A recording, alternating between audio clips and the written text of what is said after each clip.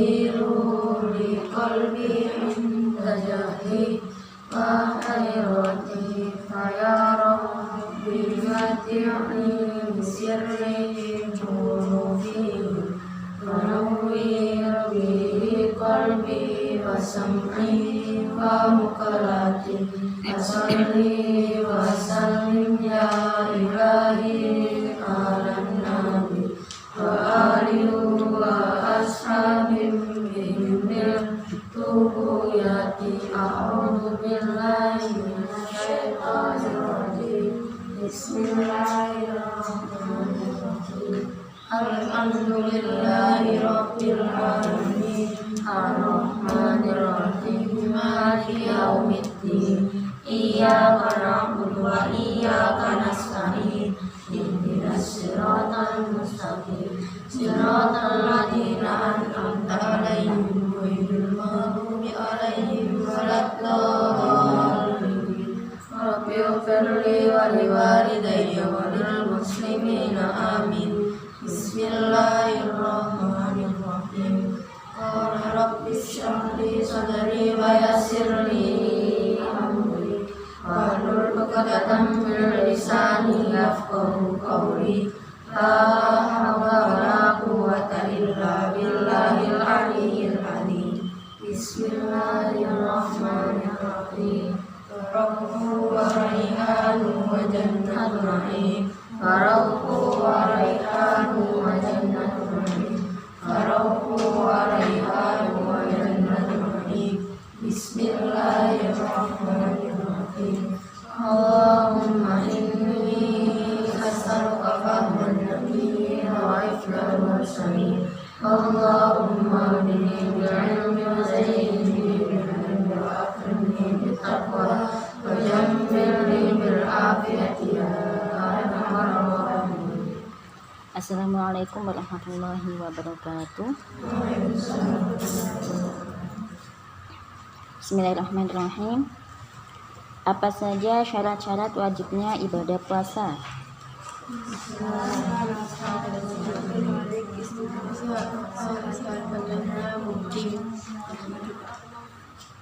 Rukun-rukun ibadah puasa apa saja?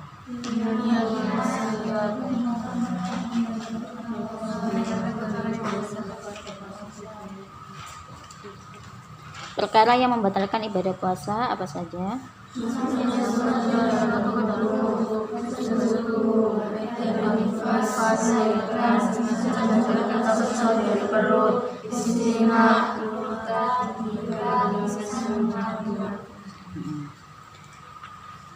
Sekarang kita membahas tentang orang-orang yang tidak wajib berpuasa. Agama Islam ini adalah agama yang sangat bijaksana. Jadi tidak disyariatkan untuk semua orang harus mengikuti atau harus mengerjakan ya. Tetapi agama Islam ini memilah orang yang tidak mampu, ya nggak apa-apa tidak mengerjakan. Tetapi jika mampu maka kerjakanlah. Contohnya seperti misal kayak sholat, jika nggak mampu berdiri maka kerjakan dengan duduk. Jika nggak mampu dengan duduk maka dengan berbaring. Nah itu, karena itu di dalam puasa juga seperti itu. Jika kamu mampu untuk berpuasa maka kerjakanlah puasa. Tetapi jika tidak mampu maka tidak usah mengerjakan. Siapa saja orang yang tidak wajib berpuasa? Yang pertama yaitu anak kecil. Anak kecil yang belum mumayyiz. Mumayyiz di sini adalah anak yang belum bisa makan sendiri, belum bisa minum sendiri, dan belum bisa cebok sendiri. Ya biasanya ini masih umur 4 tahun, ya sekitaran segitu. Ya, itu anak yang dikatakan mumayyiz. Sehingga anak kecil yang belum mumayyiz itu tidak diwajibkan untuk berpuasa karena sudah tentu anak seusia segitu tuh masih belum kuat untuk menjalankan ibadah puasa. Tetapi boleh, misal orang tuanya mengajarkan, melatih, ayo nak puasa zuhur dulu, atau puasa nanti jam 9 baru minum, nanti makannya zuhur. Nah seperti itu boleh karena masih latihan. Dan jika sudah beranjak mumayyiz dan berumur 7 tahun, baru orang tuanya harus memerintahkan, membiasakan untuk berpuasa. Dan kemudian jika sudah berumur 10 tahun, maka anak tersebut sudah mampu untuk berpuasa, sehingga diwajibkan untuk berpuasa. Paham dari sini? Orang yang tidak wajib berpuasa yang kedua yaitu para lansia.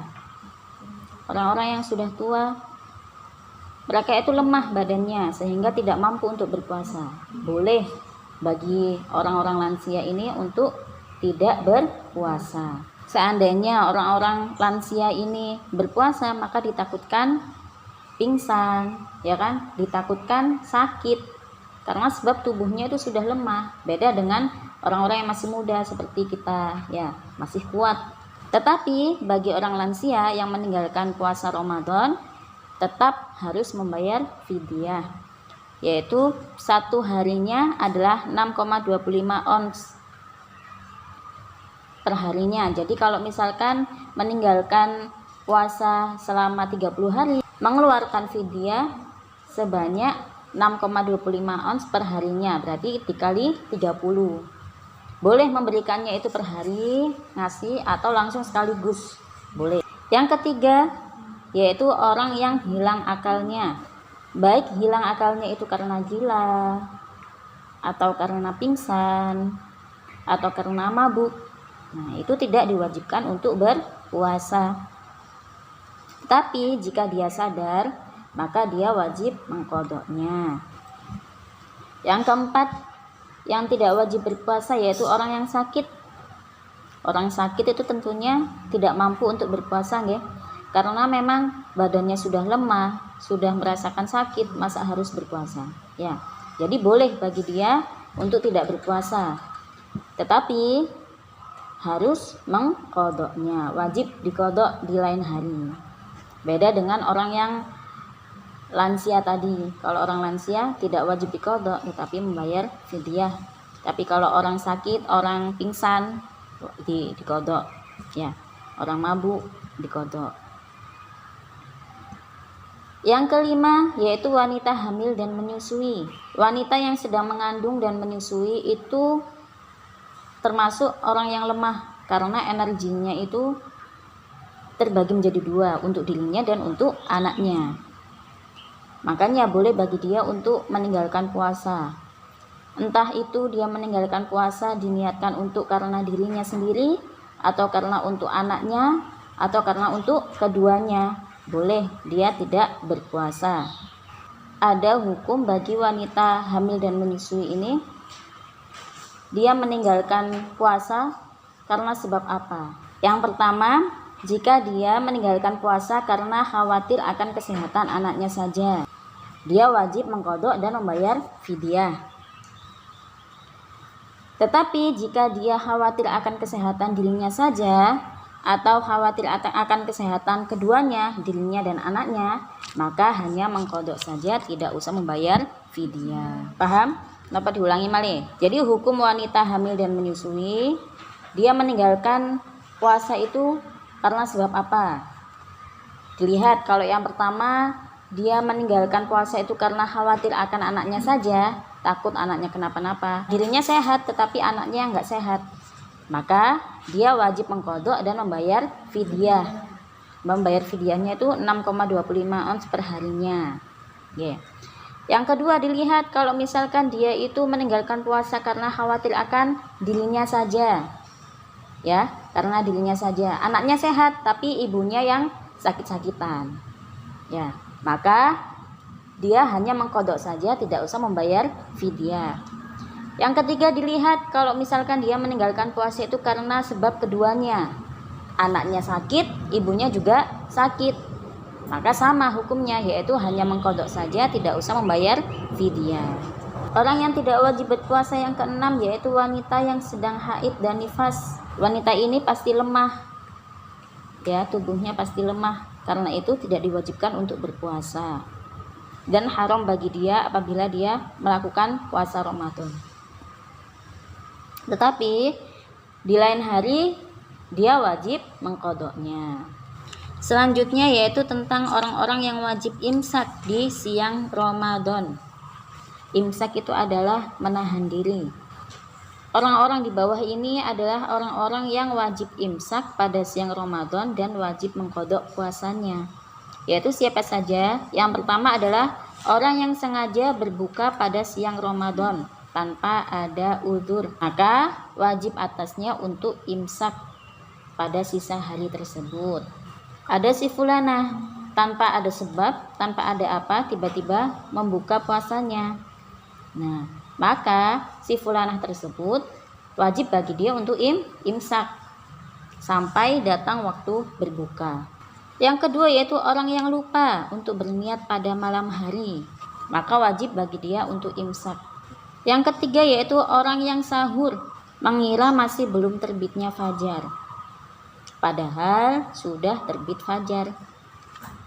Nah, ini biasanya di tempat-tempat yang tidak bisa melihat matahari, misal seperti di pesawat, ya, atau di mana? Di tempat yang tertutup, di penjara, ya, misal seperti itu. Kan nggak bisa mengira-ngira apakah ini sudah terbit fajar atau belum. Dia sahur aja. Nah, misal kita ada di pesawat kok kelihatannya masih gelap,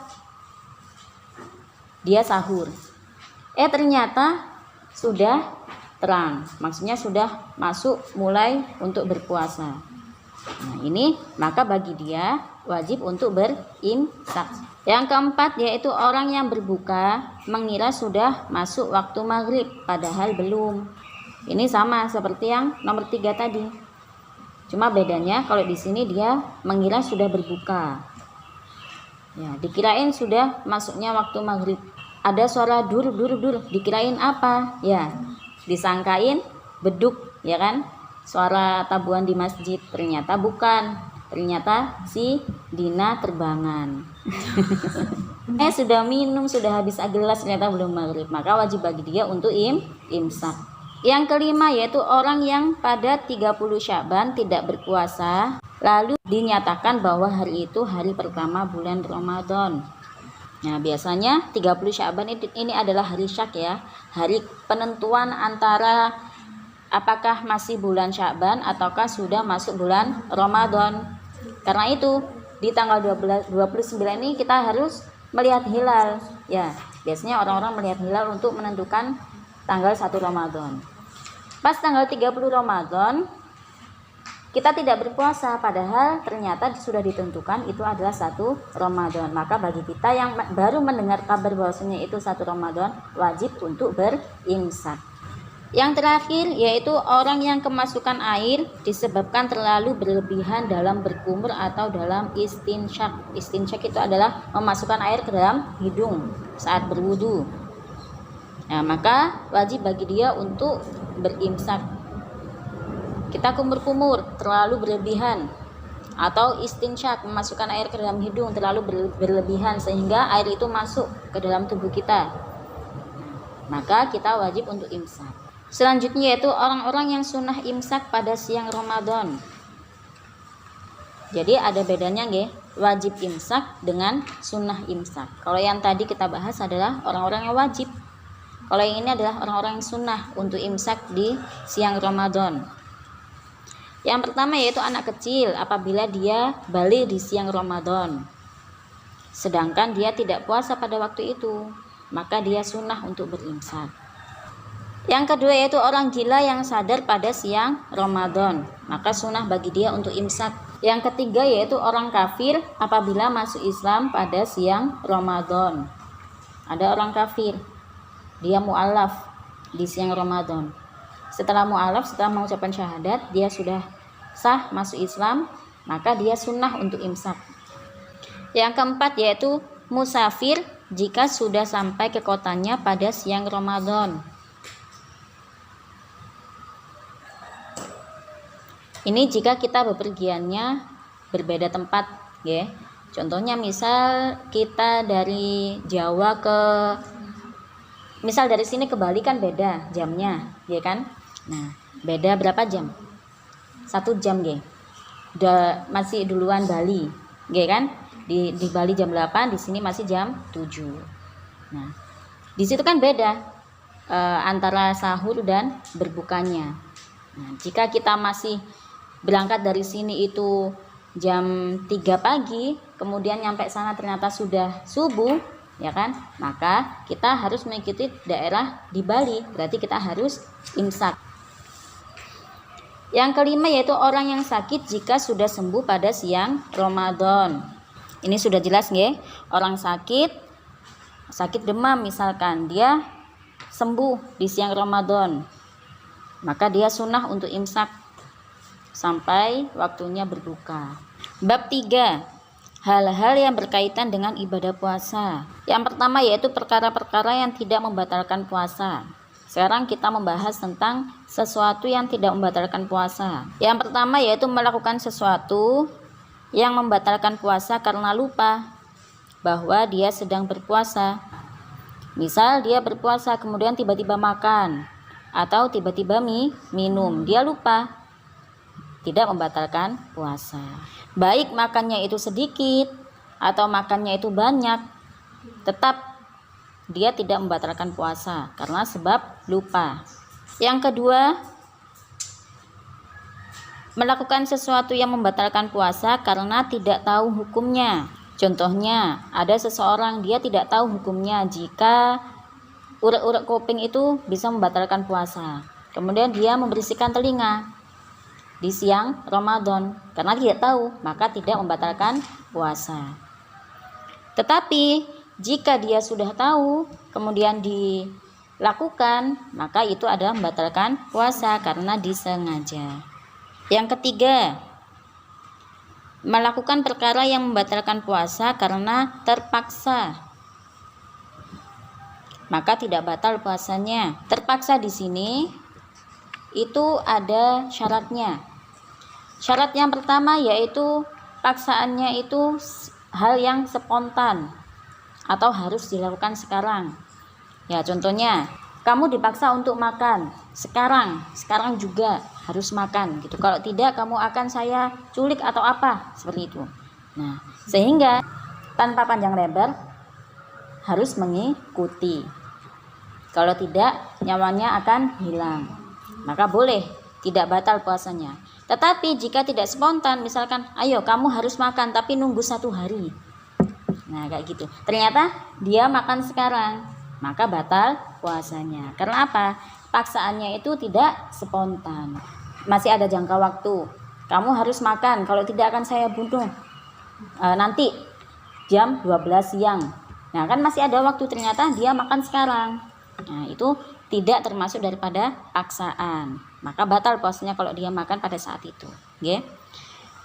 Syarat yang kedua yaitu orang yang memaksa itu mempunyai kemampuan untuk melaksanakan ancaman jika tidak dituruti. Biasanya kan orang yang memaksa atau orang yang mengancam itu orang yang lebih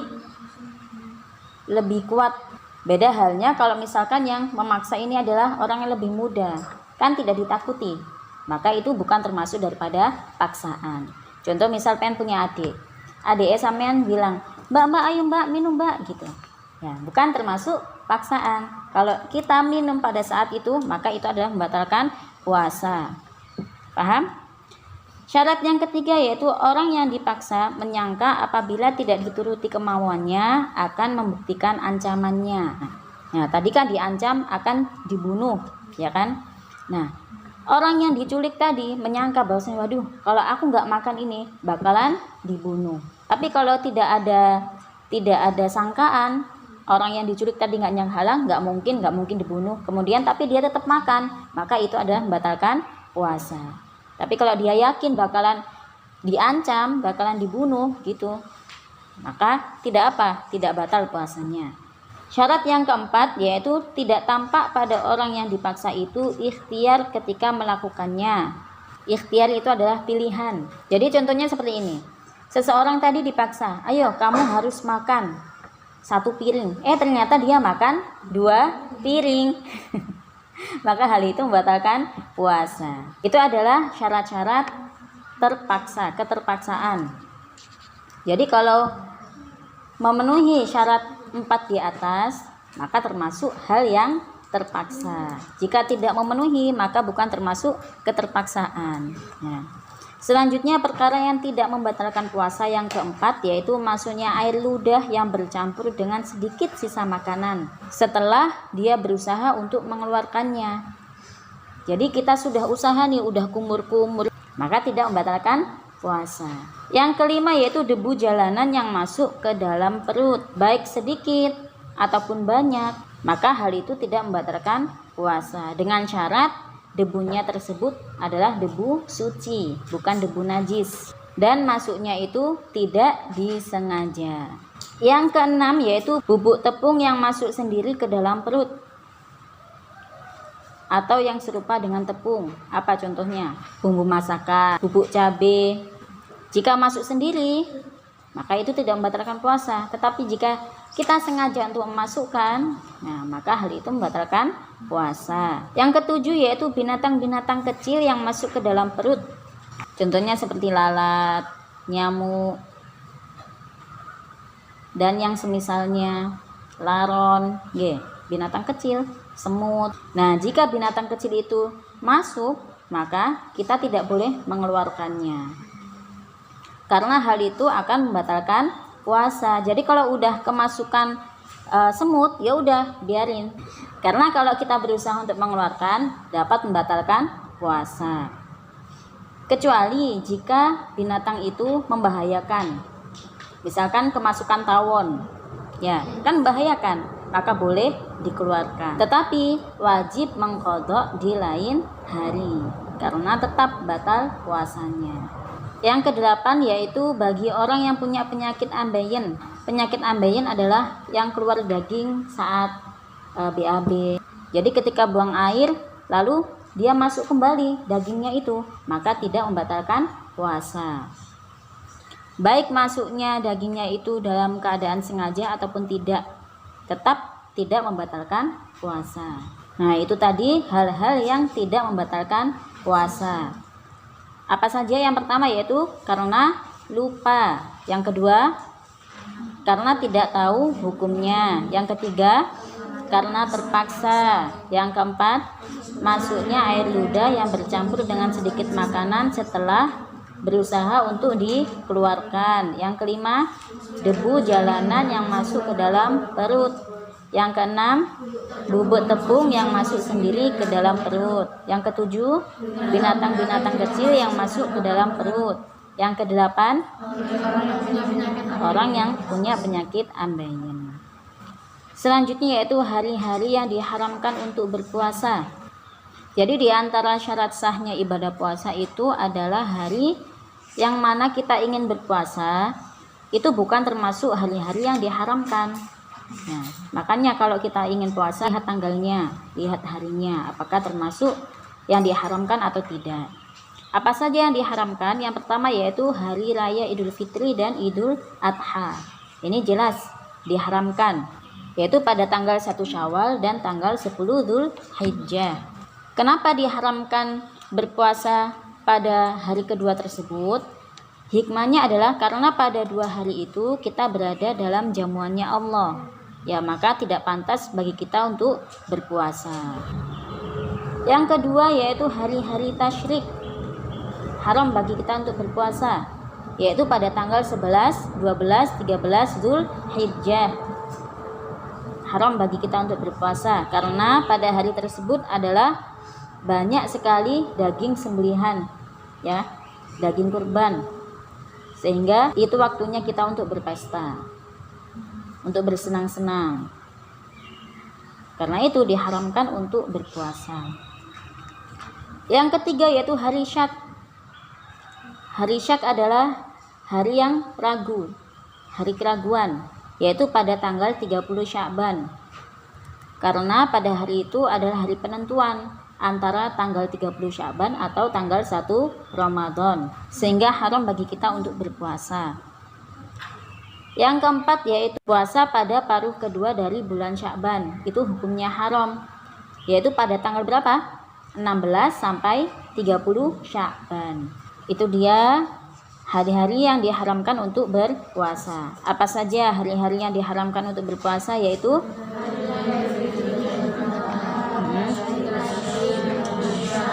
separuh kedua dari bulan Sya'ban.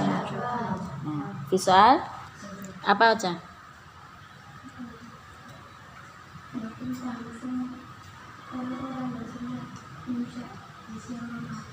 Orang-orang yang sunnah imsak di siang Ramadan. Boten paham. Yang bagian berapa? Nomor 1. Anak kecil apabila dia balik di siang Ramadan sedangkan dia tidak puasa waktu itu. Ya. Anak kecil, ya kan? Balik. Tanda balik itu apa? Kalau perempuan tanda baliknya adalah dia haid, ya. Kemudian umur 15 tahun. Oke. Kalau laki-laki adalah dia ihtilam dan juga umur 15 tahun. Tanda baliknya, ya. Jadi misalkan ada anak kecil laki-laki contohnya nggih. Ada anak kecil laki-laki. Dia berumur 10 tahun. Ya, kan masih belum balik, ya kan? Ternyata di siang Ramadan dia itu ihtilam. Ihtilam berarti dia sudah balik. Maka dia sunnah untuk imsak apabila pada waktu itu dia tidak berpuasa. Terus enten malih? Apa anjir?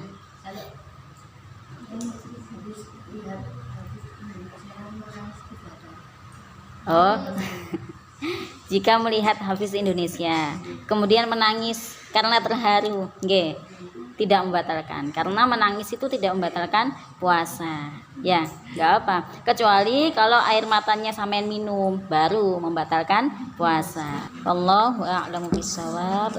Astaghfirullah rabbal baraya, astaghfirullah minal khataya, rabbi zidni ilman nafi'a wa wafiqni amalan maqbula li khamsatun utfi biha haral wa ba'il hatima al-mustafa wal murtada wa ibnahuma wal fatima al-mustafa wal murtada wa ibnahuma wal fatima.